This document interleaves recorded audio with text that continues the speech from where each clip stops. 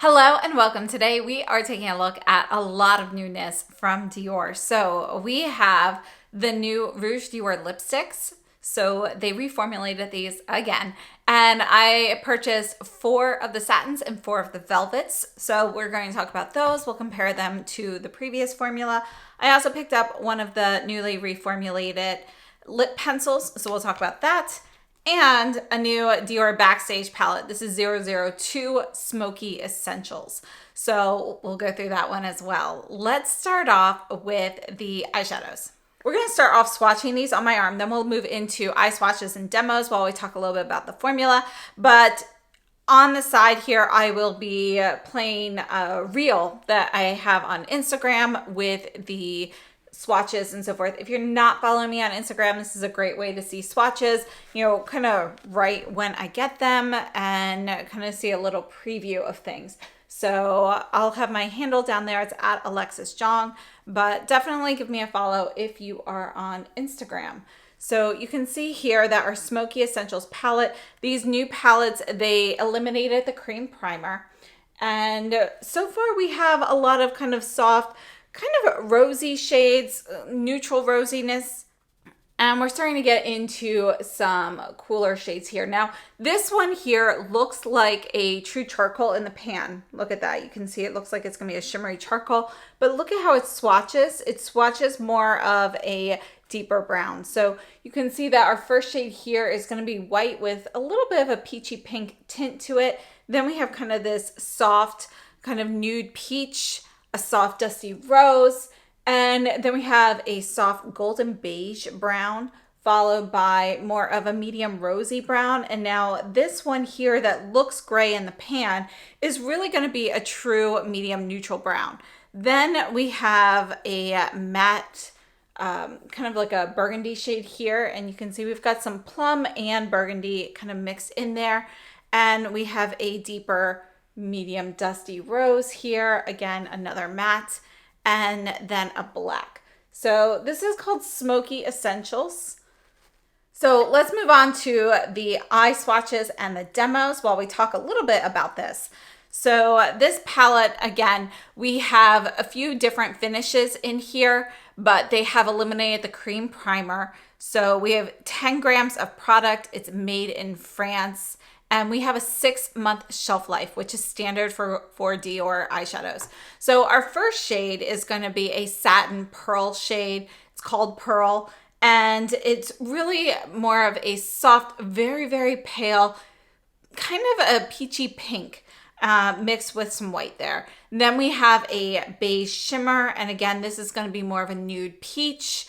The next shade is called Soft Rose, and it is a satin. It's a very subtle satin though, and that's going to be our Soft Dusty Rose, followed by the shade Light Sand, which is a metal shade.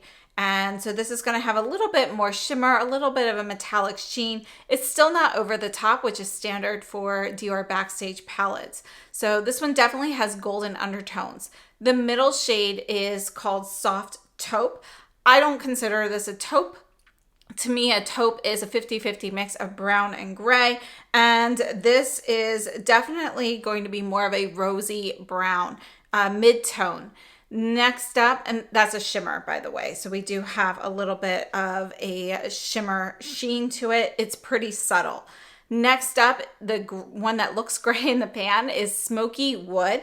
And again, this is really going to be more of a neutral medium brown, but it's a shimmer formula, and you can see some kind of silvery sparkle in this. So this one definitely has more sparkle to it than any of the other shades we've seen so far. Next, the next shade is a matte, and it's called Deep Plum. And to me, I mean, if you think of a plum, those more reddish plums, that's the color you get. It's really more of a plummy burgundy. Next, another matte shade. We have the shade Mauve, and to me this is more of a tea rose. And then we have a matte black. So if you're familiar with the Dior Backstage palettes, these formulas are, a pretty basic eyeshadow formula. So these are going to be a little bit dustier in formula than some of the Dior 5 Couleur Couture Quints that we've seen in the past. And they're a pretty standard formula. So these are pretty much, they're pretty subtle with their finishes. You don't typically have any wow shades. They are a little bit more powdery, which makes them very easy to blend, but can also make them very subtle. So if you want to build these up for color, you can do that. But in general, these are going to be a bit softer, easier to kind of brush away the color. Now, this palette itself, I think it's a nice palette. When I first started using it, I was a little bit more excited about it than I am now. I've been using this for several days now, and honestly, I feel like a lot of the looks that you get from this are going to be very, very similar. Some of these browns, they look pretty similar to each other on the eye, and you can see that in the eye swatches. So I feel like even though it looks like there's a lot of variation in the palette, when you're looking at the palette itself, on the eye, there's not as much variation as you might expect. And because this is a more powdery formula, I do end up getting, dust from the other colors mixed into the pans for another color and so forth. Like this one, the Smoky Wood, the one that looks charcoal gray, that one's pretty powdery. That one's a little bit dustier than some of the other shades. So that's one that I get fallout with typically. And the powdery mess from that, the kick up in the pan kind of gets all over the shades surrounding it. So, it mostly affects that the third shade in the top row, that kind of matte, soft, dusty rose. So that one, I'm continually having to clean that off. So that's a little bit annoying. Overall, though, I think it's a nice basic palette, but it's not really what I would think of for smoky essentials. I was hoping to see less of the pinks, more of the browns and grays and taupes, which I'm not really getting from this. This is really more, it definitely, it's more pink. Why are we still doing pink for everything? But anyway, I think it's an okay palette. As I mentioned, I like this one more when I first started using it, but after repeated use, I find that a lot of the looks are pretty similar, and the shimmers just don't have quite that much of a sheen. So on the lid, your shimmers and your metals look pretty much the same. Your mattes obviously are a little bit more matte, but it's, again, not a huge difference. There are other Dior Backstage palettes I prefer. In general, Dior Backstage palettes are not a favorite of mine, but when Dior changed their formula for the Couture eyeshadows last year, I started using more of the Backstage ones, and there are some, in my opinion, that are hit or miss. The previous Cool Neutrals in the previous formula, that was a favorite. We've had some other ones like this new Silver Essentials for the holidays. That's a favorite. So, I feel like this one is not quite as good as those. There's a little bit more fallout with them, and I feel like the color story is a little bit more stagnant. So overall, nice basic palette, but colors that we've seen a lot of. So it's going to be a good palette for people who use these colors every day, if you're running low on something. But for a lot of people, I think we're going to see a lot of repetition here. So just a few quick comparisons. This is the new Smoky Essentials. This is the previous formula. So this is the 002 Cool Neutrals. You can see we still have kind of these shimmery, purple shades. We've got some light shades here as well. I'm going to go ahead and just add some swatches. I'm skipping that primer shade there. So these are the first two. But these formulas, I have to say, this palette itself feels a little bit creamier in texture. There's not as much fallout as the new Smoky Essentials. And, you might think, okay, well, this is the older formula. It's just formula based, but that's not exactly true. So although this older formula does feel creamier, the newer palette from Dior that came out for the holidays, the Silver Essentials, also feels creamier. So I don't think it is related to the formula. Now, I wanted to show you how these compare here. You can see this is definitely going to be cooler, and we've got more of those grays and purples and plums. Now, in the original Cool Neutrals, we still have a lot of those mauvey, rosy tones, but we also have a little bit more lavender mixed in there, some soft shades here. And again, it's not considered a smoky palette, so, sort of different intense between them. Let's take a look at a few of these shimmers. So this one here is from Silver Essentials. This is the third one in the top row. You can see it's a really beautiful kind of, sugar plum. This one here is kind of a darker gray. So I feel like in the pan, these two look pretty similar. So it's this one and this one. You can see that this is not going to be as deep and as cool, but it does look like they're gonna be similar, but yeah, you can see it's significantly different on the skin. And yeah, not too many repetitive shades there, but I did want to mention the formula comparison. And then my last comparison, this is the new Natasha Denona My Mini Dream. So we're going to take a look at these. Let me go ahead and just swatch these. I have to say, when I first started using I'm going to put the Natasha Denona right here on the side. When I first started using the Dior, I was thinking, I'll probably like this one more. It's going to have more variation of looks. But actually, I think I prefer the Natasha Denona because the difference in the finishes is a little bit of a stronger difference. So that itself is giving you more variation. And you can see here, we do have some similar tones in here. We're not getting all of these like rosy shades here, but we do have similarities to the browns. The Natasha Denona is overall a little bit warmer than the Smoky Essentials, but not by much. They both have, several warm shades in here. The Dior does have a better mix of having some warmer, neutral, even like slightly cool shades, but it's still going to be pretty similar to the Natasha Denona in a way. So those are my thoughts on that palette. Let's move on to the lip products. All right, so we're going to start off with the lip liners because that's just going to take a couple minutes. Now, this one here is a new lip liner. This is an older one. So you can see that the packaging has remained the same for the lip liners. We still have the same color, the kind of deep blue here. What has changed, however, is going to be our font.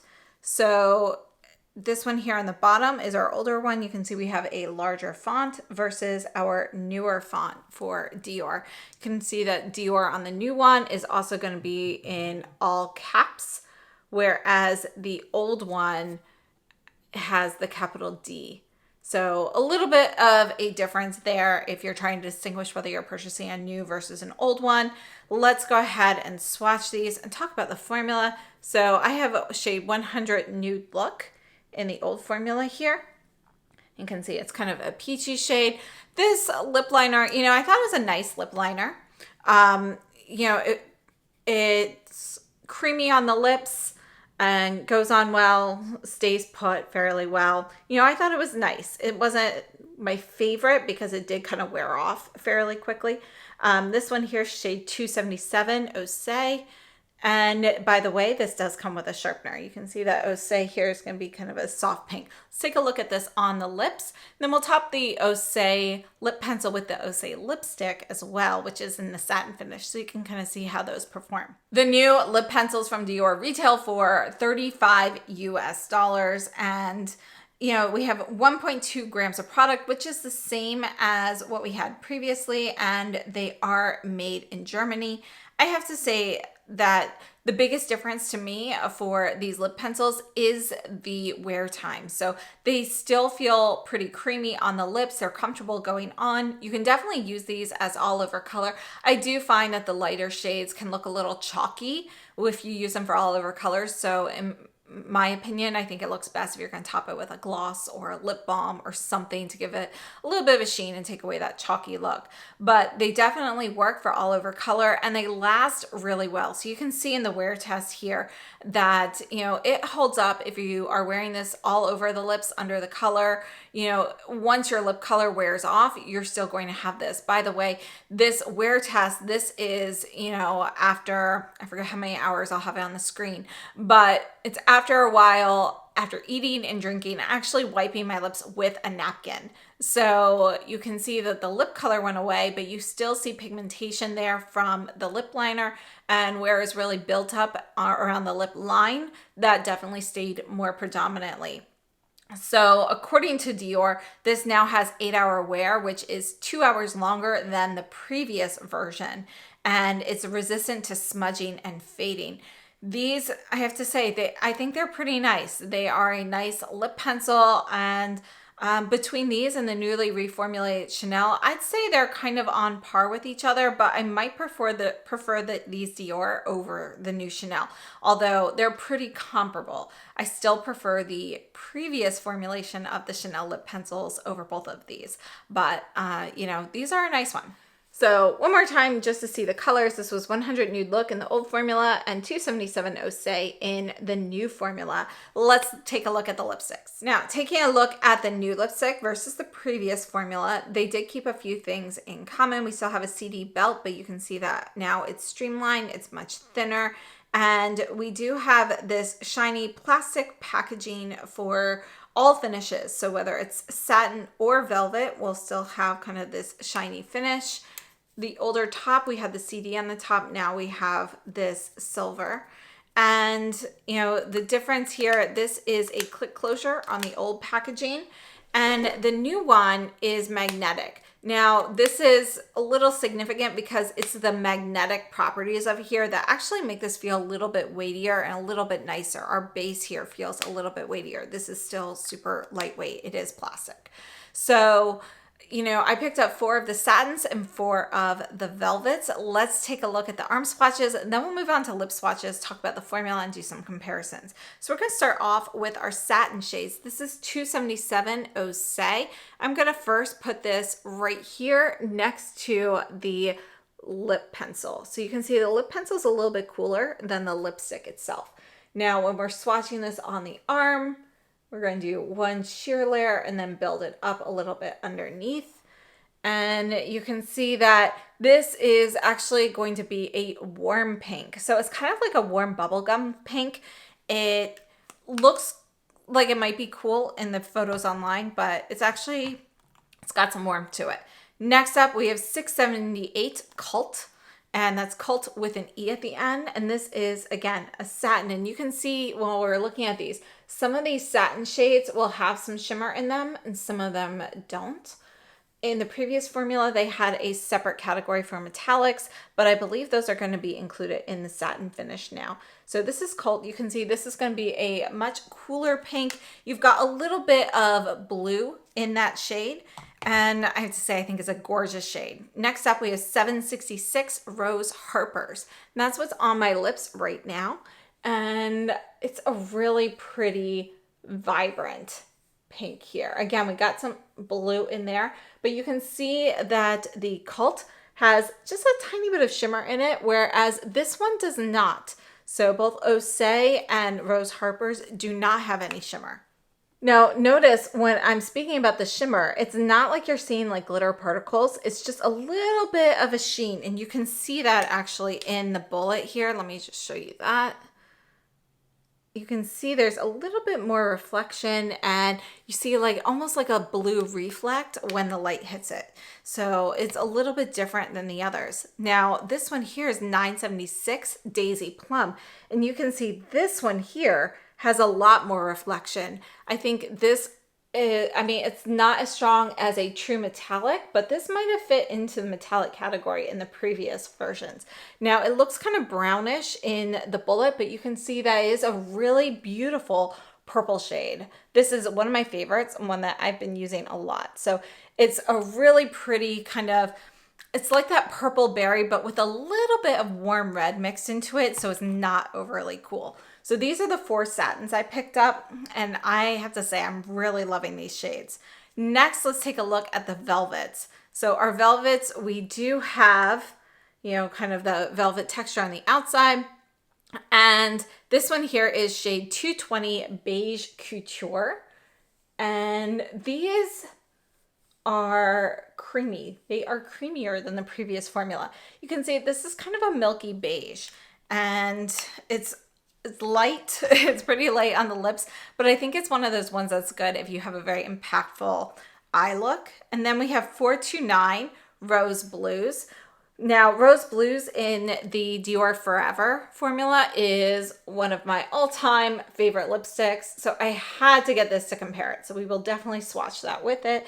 But you can see already straight off the bat that this is going to be dustier and warmer. It's not that vibrant, you know, blue fuchsia kind of berry shade that we have in the other formula. So this is definitely going to be more muted. Next, by the way, it is a different number as well. Next, we have 625 Mitzah, which I also have in the Rouge Forever formula. So we'll look at that as well. And you can see that this is going to be a warmer pink. This is a really pretty, kind of a neutral, dusty rose shade. I love this one. I think it is classic on the lips. And last up, we have 784 Rouge Rose. Now, I want to note that when I ordered these online, some of the names were different online than what actually showed up. So just something to note, go by the number. The names weren't completely different. I think it was probably a translation issue. So these are the velvets and these are the satins. Let's move on to lip swatches and talk about the formula. These lipsticks are 3.5 grams of product, which is the same as the previous version. And these are made in France. And I forgot to mention, they are refillable and you can actually exchange these with the previous cases. So if you have older lipsticks and you want to kind of just update them, you could just buy refills of the new shades. Now, let's talk a little bit about this from information from the Dior website. So the Rouge Dior lipsticks retail for $49 US. So there has been a price increase. The refills retail for $39 US. Now, according to Dior, there are 70 shades in this, which is a pretty massive collection in my opinion. But currently there are only 68 available on the Dior website. Now, according to Dior, this is a contemporary new case. We have the magnetic lid, which was the major change there.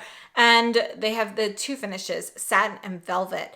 Now, the biggest difference between this formula and the previous formula is their hydrating floral lip care. So they definitely had that in the previous one. We still have that same kind of soft floral scent that we had in the previous Dior lipsticks. This time we're supposed to get 24 hours of comfort because they have 2 times the amount of the floral lip care than what they had in the previous formula. So according to Dior, we have 12 hours of true color for an even, long-wearing result with perfect coverage. The lips appear plump and smooth, enhanced with a soft matte effect for the velvet finish and a bright creamy effect for the satin finish. Now they have 3 major ingredients that they're highlighting here for the floral lip care, and that's the peony extract. And that's going to be your key ingredient. According to Dior, it delivers dual action by hydrating the lips and improving the skin quality for radiant lips and enhanced lipstick shades. We also have pomegranate flower extract, which is going to give you additional suppleness and softness to the lips. So while your lips become softer and more plump looking, your fine lines and grooves in your lips will appear to be smoothed out. And then we have shea butter, which is paired with these to offer a protective action and keep, everything comfortable. It says it offers intense comfort and nourishment, so your lips are smooth for an even lip makeup look. So that is from Dior's website there. Now, on my lips, what do I actually notice about the new formula? I am actually very happy to say that I think this new formula is better. They finally did a good reformulation. So the previous satin lipsticks I thought were nice. They're kind of like a basic satin lipstick. Nothing really outstanding, nothing bad. I would purchase them and I would wear those, but they weren't like my favorite formula. Whereas the new satins, I feel like they feel a little bit creamier on the lips. They definitely feel more hydrating, and as you can see in the wear test, they actually have a longer wear time on the lips, so they hold up really well throughout the day. Again, none of these lipsticks are going to be transfer proof at all, either the satins or the velvets, but they really do have a good lasting power in pigmentation. So I think that is definitely a key feature here that differentiates these satins from the previous version. The new velvets also, you can tell right away that they feel a little bit creamy creamier. So both of these formulas feel a little bit thicker on the lips because they do feel a little bit creamier. They feel more hydrating. They're more comfortable over the long day. And in the previous version of the Dior lipsticks, we had what they called mattes and velvets. And they both kind of had a similar look on the lips, but I felt like the velvets were more hydrating than the matte formula. And in this case, I feel like these are even more hydrating than that formula then. So I'm really happy with these. I think they are a really nice reformulation. And you know, the wear time on these is pretty good. So again, they're not transfer proof, but your color is definitely going to hang around for quite a while, even with eating and drinking throughout the day. All right, so let's take a look at some comparisons. And the ones I want to take a look at first are the Dior Rouge Forever lipsticks. So we have shade 625 Mitzah. So this is the same number as the Mitzah in this formula. So this one here is Mitzah. And this is the Dior Rouge Forever. You can see that they are going to be fairly similar. However, this is going to be a little bit deeper and it's actually a little bit warmer, very slightly, but also just, it's kind of like a little bit, it's got more rose in it too. So they are going to be pretty close, the Mitzah shades.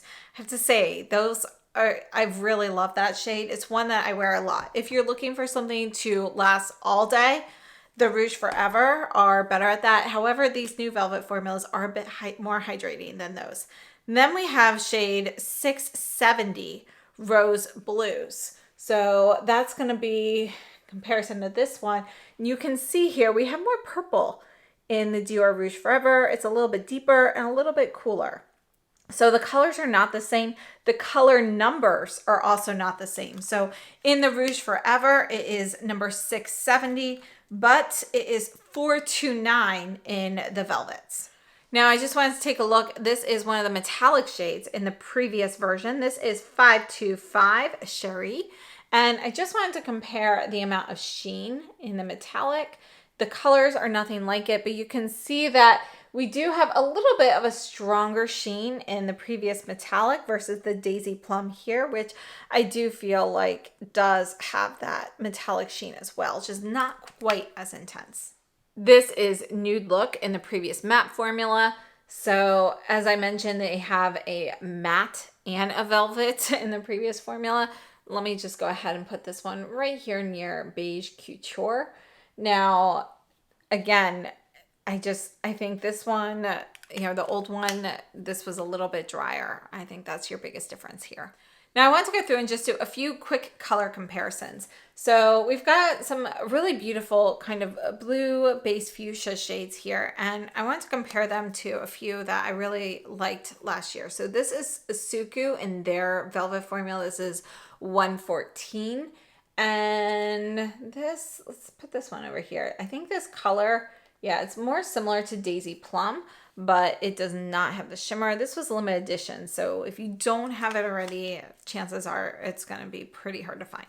And then I wanted to take a look at this shade from Givenchy. This was from last year, so 2022's holiday collection. This is 338, and it looks kind of like warmish red in the bullet here, but it's actually a bright pink. And I wanted to see, you can see we do have some reddish hues in there, but I wanted to see how that compared to Rose Harpers, which again is what I have on my lips. You can see that the Givenchy has a little bit more red in it, but they do have similar tones. This is going to be a little bit warmer. Likewise, I wanted to take a look at the Guerlain holiday shade from that year. This is 777. And this one here is the Guerlain Velvet. And I'll put it down here for now. But yeah, it's too purpley. Let's put it up here. It's definitely more purple than any of these, actually, aside from the Daisy Plum. And then in the Chanel L'Extrait formula, they released shade 867 Roaring Purple. I'm going to put this right in the middle here for holiday this year. And I want to see how that compared to Daisy Purple or Daisy Plum, but you can see here that this is going to be deeper, is warmer. It's more of a burnt purple in comparison to this kind of brighter shade here. So Not as close as I was thinking, but it does have a little bit of shimmer in it, just like the Daisy Plum.